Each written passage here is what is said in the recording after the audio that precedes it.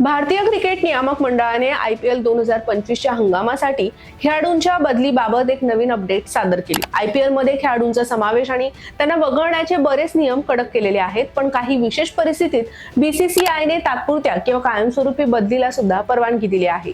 साधारणपणे हंगामाच्या मध्यभागी फक्त काही सामन्यांसाठी खेळाडू बदलण्याची परवानगी नाही, पण हे दोन विशेष परिस्थितींमध्ये केलं जाऊ शकतं असं BCCIचं म्हणणं आहे। क्रिकबसच्या एका अहवालानुसार सर्व 10 फ्रँचायझींना पाठवलेल्या अलीकडच्याच एका प्रसिद्धी पत्रकामध्ये BCCIने कोणत्या परिस्थितीमध्ये संघ दुसरा खेळाडू आणू शकता याची माहिती सांगितली। विशेषतः दुखापतींशी संबंधित बदली खेळाडूंबद्दल या प्रसिद्धी पत्रकामध्ये माहिती देण्यात आली। यासाठी BCCIने एक नवीन नियम लागू केला आहे, ज्यामध्ये एक नवीन खेळाडू पूल प्रणाली सुरू करण्यात आलेली आहे, ज्यामधून खेळाडूंची निवड करता येते। ही परवानगी फक्त BCCIच्या परवानगीनेच देता येईल। पहिली परिस्थिती तेव्हा उद्भवते जेव्हा संघाचे सर्व यष्टीरक्षक सामन्यासाठी अनुपलब्ध होतात।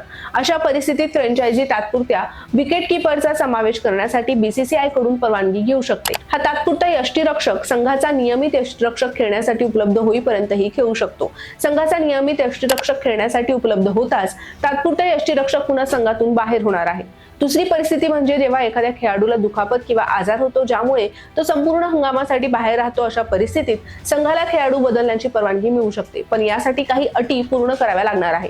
दुखापत किंवा आजार हंगामातील 12व्या लीग सामन्यादरम्यान किंवा त्यापूर्वी झाला पाहिजे। BCCIने नियुक्त केलेल्या डॉक्टरांना खेळाडू संपूर्ण हंगामासाठी तंदुरुस्त राहणार नाही याची पुष्टी करावी लागणार आहे। दुखापतीमुळे खेळाडू उर्वरित हंगामामध्ये सर्व सामन्यातून बाहेर राहील, त्यानंतर त्याच्या जागी दुसऱ्या खेळाडूचा समावेश करता येणार आहे। जर एखादा खेळाडू पूर्ण हंगामामध्ये उपलब्ध नसेल तर त्याचा संघ त्याची जागा घेऊ शकतो। अनुपलब्धतेची कारणं राष्ट्रीय संघासाठी खेळण्याचं बंधन, NOC न मिळणं, दुखापत किंवा आजारपण, क्रिकेटमधून निवृत्ती किंवा BCCIने मंजूर केलेली इतकी कारणंही असू शकतात। जर BCCIने मान्यता दिली तर संघ त्या खेळाडूची जागा घेऊ शकतो, परंतु त्या खेळाडूची जागा घेतली गेली आहे तो त्या हंगामात पुन्हा त्याच्या संघाकडून खेळू शकत नाही। BCCIने बदली खेळाडूंसाठी एक विशेष पूल तयार केला आहे, ज्याला RAPP म्हणतात। या गटामध्ये फक्त अशा खेळाडूंची नावं समाविष्ट आहे ज्यांनी लिलावासाठी नोंदणी केली होती परंतु त्यांची विक्री झाली नाही, ज्यांनी लिलावातून त्यांची नावं मागे घेतली नाही। संघाला फक्त या गटातून बदलीसाठी खेळाडू निवडण्याची परवानगी आहे।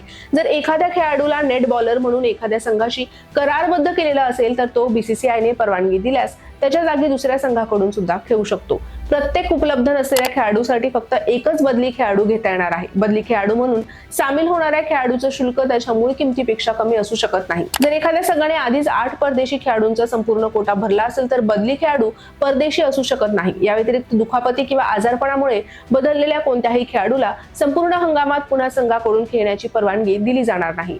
हे अपडेट्स विशेषतः royal challengers Bengaluru, Chennai super Kings, Mumbai Indians, Kolkata night riders आणि इतर फ्रँचायझींसाठी महत्त्वाचे आहेत, कारण गेल्या हंगामामध्ये दुखापतीमुळे त्यांच्या संघ रचनेमध्ये वारंवार बदल करावे लागले होते। त्यामुळे BCCIच्या या नव्या नियमांमुळे या संघाला अडचणी येण्याची शक्यता व्यक्त केली जात आहे।